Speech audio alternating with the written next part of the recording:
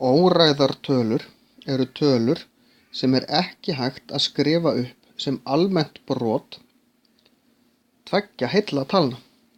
Þetta eru sem sagt tölur eins og rótin af 2, rótin af 3, í raun allar rætur af frumtölum.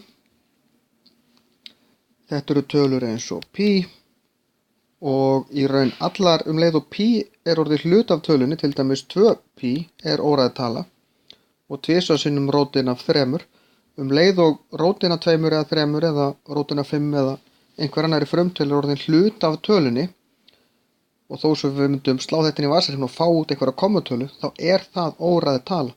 Við getum aldrei sett það upp sem brot tveggja heilla talna, almennt brot tveggja heilla talna, nema fara út í einhvers konar námundum. Það er náttúrulega alltaf hægt að segja til dæmis að pi sé cirka bát 3,14, en það er í raun námundum. Því að pi hefur endalaust marga aukastafi og það á við allar óræðar tölur. Þær hafa endalaust marga aukastafi.